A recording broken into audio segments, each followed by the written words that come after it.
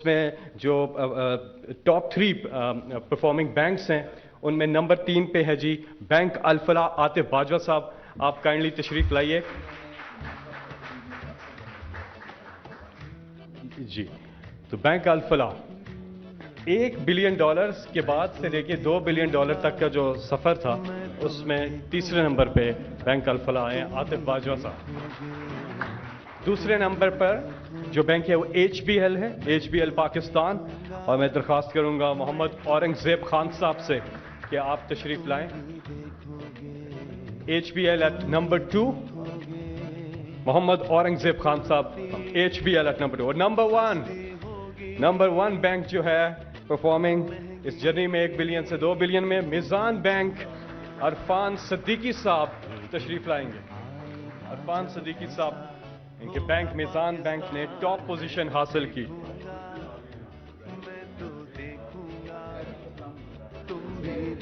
خواتین و حضرات, اب وزیر اعظم پاکستان عمران خان صاحب اپنے خیالات کا اظہار کریں گے.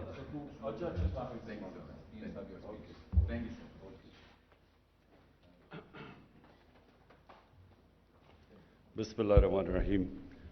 مجھے صرف ایک ایڈ تو بڑا زبردست تھا, لیکن میں ایڈ میں یہ دیکھ رہا تھا کہ وہ ینگ کپل ہے اور وہ جو آدمی ہے اس نے تو جیکٹ سوٹ اور انگریزی کپڑے پہنے ہیں, اور وہ جو بوڑھے دکھائے ہیں انہوں نے پاکستانی کپڑے پہنے ہوئے ہیں.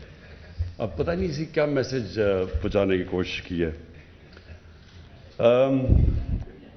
بسم اللہ الرحمن الرحیم. میں سب سے پہلے آج خاص طور پہ آپ کو خراج تحسین پیش کرتا ہوں رضا باکر, اس لیے کہ یہاں جتنے آپ سب بیٹھے ہیں سب سے زیادہ میں اوورسیز پاکستانیز کو جانتا ہوں, اور وہ اس لیے میری کرکٹنگ کے دنوں سے میرا بہت انٹریکشن تھا اوورسیز پاکستانی سے, اور میں نے اوورسیز پاکستانیز کو گرو کرتے دیکھا ہے. پہلے انگلینڈ میں 50 سال پہلے کتنے تھے, اور پھر آہستہ آہستہ وہ کمیونٹی گرو کی, اور اسی طرح امریکہ میں اور آسٹریلیا جدھر بھی میں دنیا میں گیا ہوں.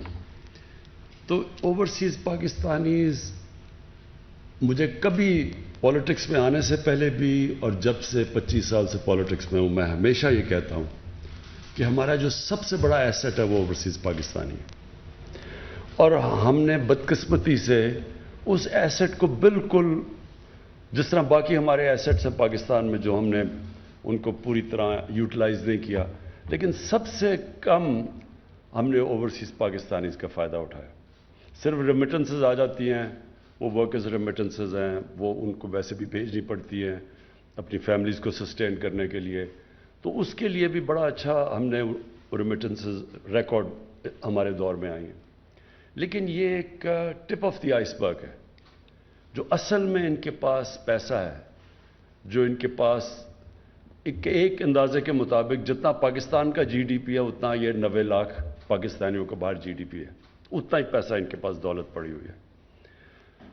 اب ہماری پوری کوشش تھی میری جب گورنمنٹ بنی کہ ہم کیسے اس کو ٹیپ کر سکتے ہیں, اور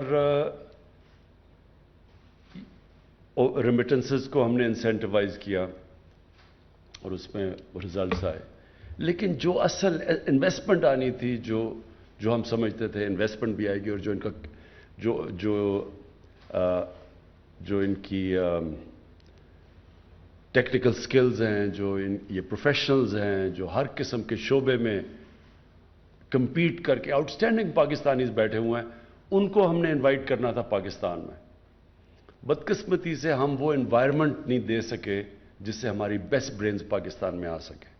ہمارا جو سسٹم ہے اس کو آہستہ آہستہ امپروو کر رہے ہیں, اور کوئی بھی سسٹم جس میں غلط پریکٹسز چلی جائیں اس کو بڑا مشکل ہوتا ہے کہ ایک دم آ کے آپ چینج کر سکیں.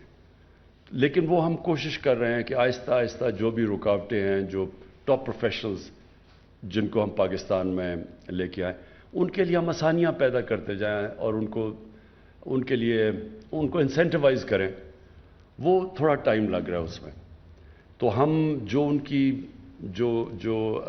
ان کا ہم فائدہ پروفیشنلز کا اٹھا سکتے تھے, بدقسمتی سے وہ ابھی تک ہم پوری طرح اٹھا نہیں سکے. کیونکہ وہ سسٹم ہمارا ریسیپٹیو نہیں ہے.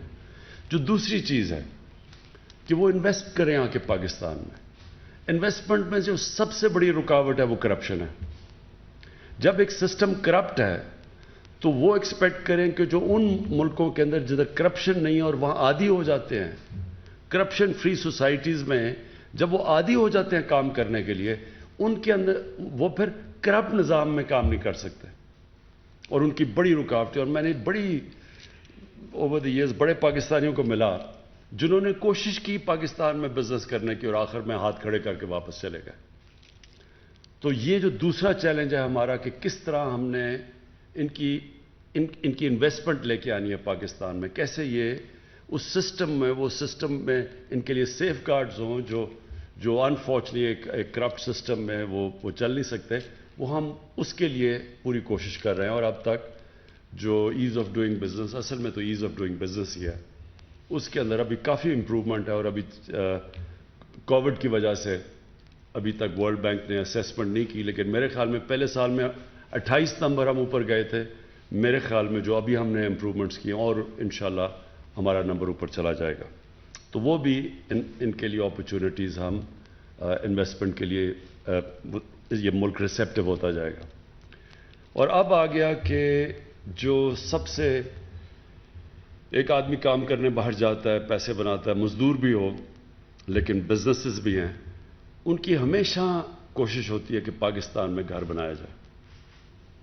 اور اس کے لیے ان کے لیے بہت بڑے پرابلمز ہیں.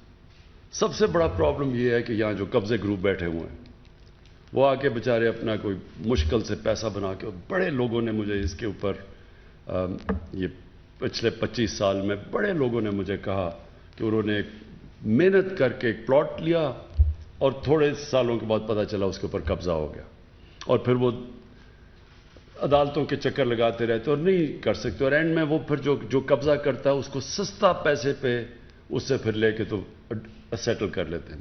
کئی دفعہ ان کے اوپر ہی کیس ہو جاتے ہیں, اپنا پلاٹ کا قبضہ ہوتا ہے اور اپنے اوپر ہی کیس ہو جاتا ہے. تو یہ پورا ایک ریکٹ بنا ہوا ہے پاکستان میں قبضہ گروپ کا. ان کے اوپر تو ہم جہاد کر رہے ہیں نا اس وقت. قبضہ گروپ کے اوپر پوری طرح جو میری گورنمنٹ ہے وہ اپنے جو ہمارے صوبے ہیں, کیونکہ پروونشل سبجیکٹس بھی ہیں یہ, اس کے اوپر تو ہم پورا زور لگا رہے ہیں.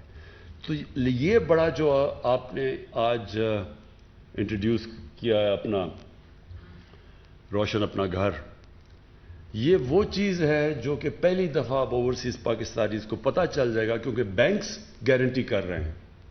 ان کو پتہ چل جائے گا کہ یہ جو میں پلاٹ لے رہا ہوں اس کے پیچھے گارنٹی ہے, اور یہ مجھے خوف نہیں ہوگا کہ یہ کوئی, کیونکہ یہ بھی بڑی سکیمز بن جاتی ہیں, یہ جو ہاؤسنگ سوسائٹیز فیک پلاٹس, زیادہ پلاٹس بیچ دیتے ہیں, اور وہ بھی بڑے سکیمز ہیں پاکستان میں. تو کم از کم اب ان کو یہ پتہ چل جائے گا کہ بینک کی پیچھے گارنٹی ہے, اور پھر وہ بینک سے قرضے بھی لے سکیں گے گھر بنانے کے لیے. اور میرے خیال میں یہ ایک واقعی جس طرح بات کی گئی گیم چینجر ہے, کیونکہ ہم اس سے بہت زیادہ پیسہ اٹریکٹ کر سکیں گے جس کی پاکستان کو شدید ضرورت ہے ڈالرز کی.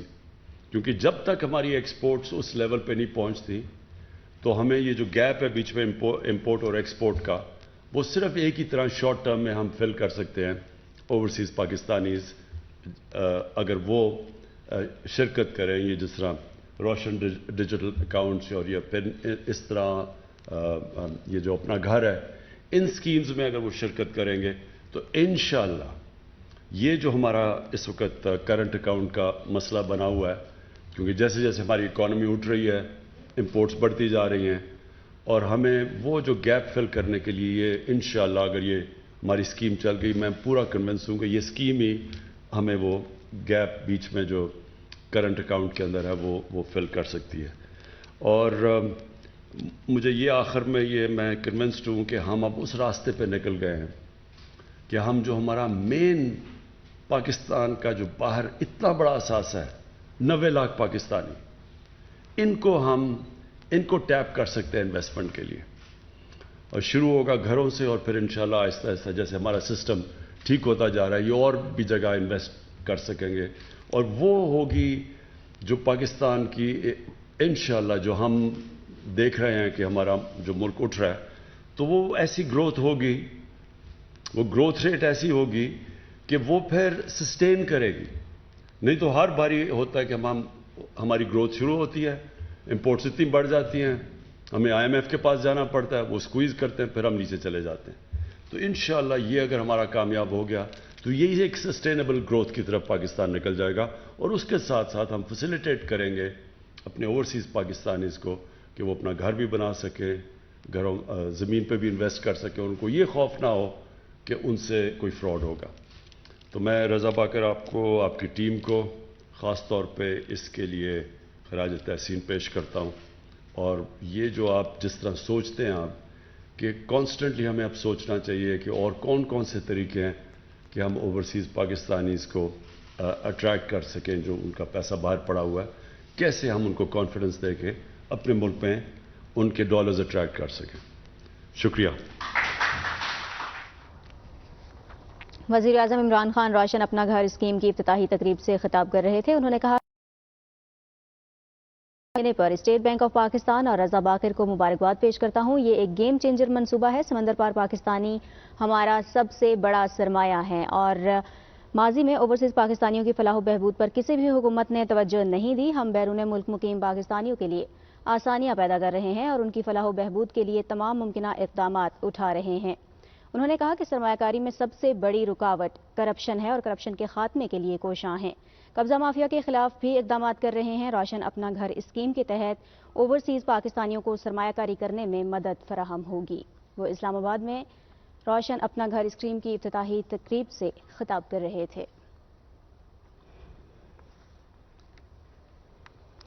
وزیر اعظم عمران خان نے اوورسیز پاکستانیوں کے حوالے سے بات کی اور اس اسکیم کے حوالے سے خاص طور پر ان کا کہنا تھا کہ سرمایہ کاری کے لیے یہ ایک بہترین موقع ہے اور بیرون ملک مقیم پاکستانی اس اسکیم کے تحت ملک میں سرمایہ کاری کر سکیں گے, اپنے گھر کا خواب پورا کر سکیں گے, جس کے لیے حکومت کوشاں ہے اور اقدامات کر رہی ہے. بیرون ملک سے سرمایہ کاری کے فروغ کے لیے نظام میں اصلاحات کر رہے ہیں اور سسٹم میں بہتری کے لیے سرمایہ کاروں کو سرمایہ کے تحفظ بھی فراہم کریں گے اور تحفظ کی فراہمی کو یقینی بنایا جائے گا.